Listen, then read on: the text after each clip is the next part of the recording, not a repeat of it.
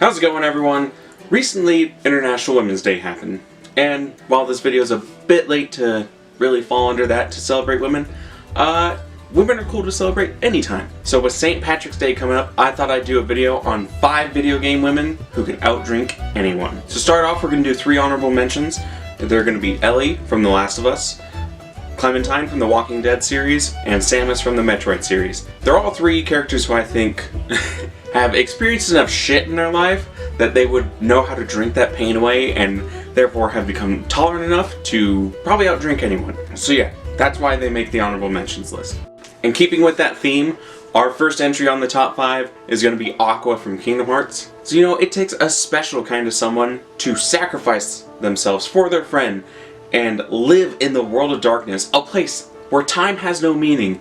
It's constantly challenging you to break you down mentally and break down your will so that you give into the darkness. Which, spoilers, does happen as of Kingdom Hearts 3. But she comes back from that. And while she does come out kind of happy because she gets to see her friends again, you don't just lose your experience with that shit, and it's going to stay with her the rest of her life. And so with that, more so than anything, I think just the mindfuck that would be having to live in the world of darkness that long, I think she could handle herself. She'd probably outdrink just about anyone. Moving on, Chloe from the Uncharted series. When you're willing to deal with the scum of the world in the part of society where there are no rules, the only rule is survival of the fittest. Everyone's willing to backstab each other.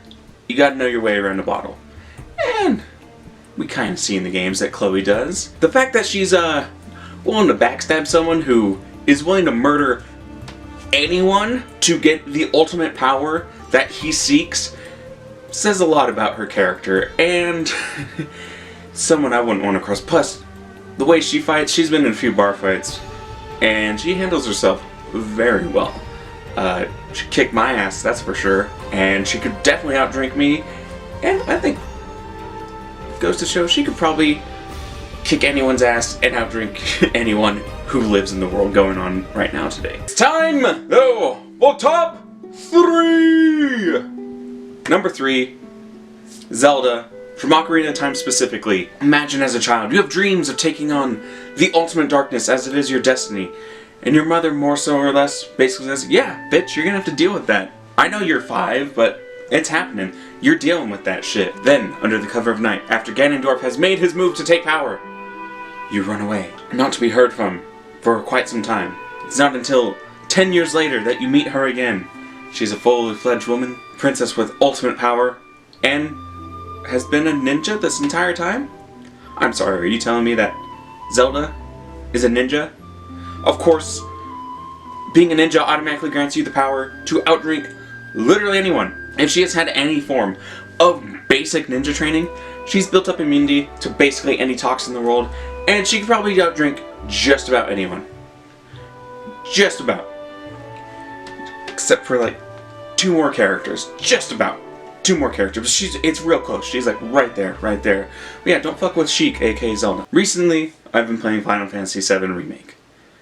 And while yes, you may see where this is going, I assure you, you don't. I'm not going to be talking about Tifa for the number 2 slot of video game women who could outdrink anyone. I'm actually talking about Aerith. The remake, you get so much character from Aerith. I mean, you get a lot from the original as well, but you get so much character from Aerith. And while she may be this soft, gentle, perfect angel that I would die for, and while I would give anything to be able to save her from the inevitable doom that...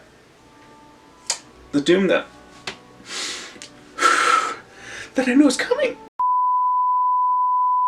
There's actually a badass underneath this soft exterior that is kind of scary.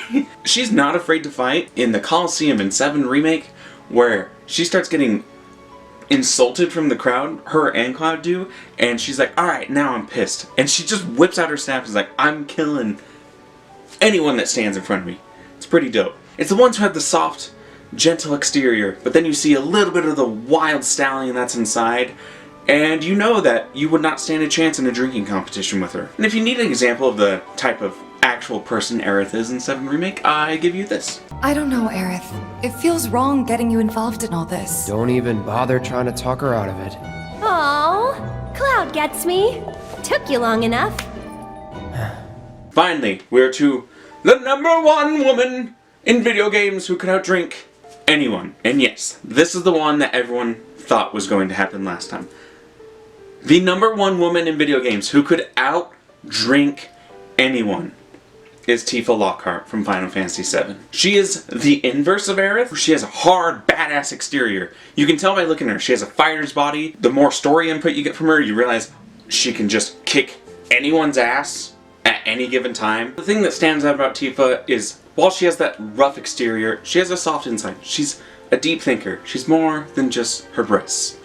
And while that may sound like a stupid point to bring up in a video celebrating women, I bring it up because that's all she's ever been viewed as. She's so much more than that, especially if you get past the events of Final Fantasy VII into Advent Children and realize through thick and thin she is there for Cloud. And it's tragic seeing her as this woman who loves Cloud, knowing that she can never truly be with him. It's sad.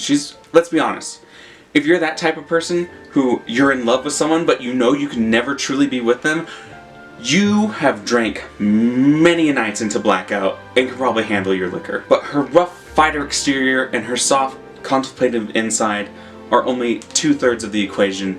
Because the real reason she could probably outdrink anyone is she's a fucking bartender. I mean, what more do you want? She's probably spent many a night blacked out from having to sample the products and making drinks. She probably knows the weakness of just about anyone that comes into her bar. That dude can't handle tequila. Here's a margarita. Come talk to me later, Sonny Jim.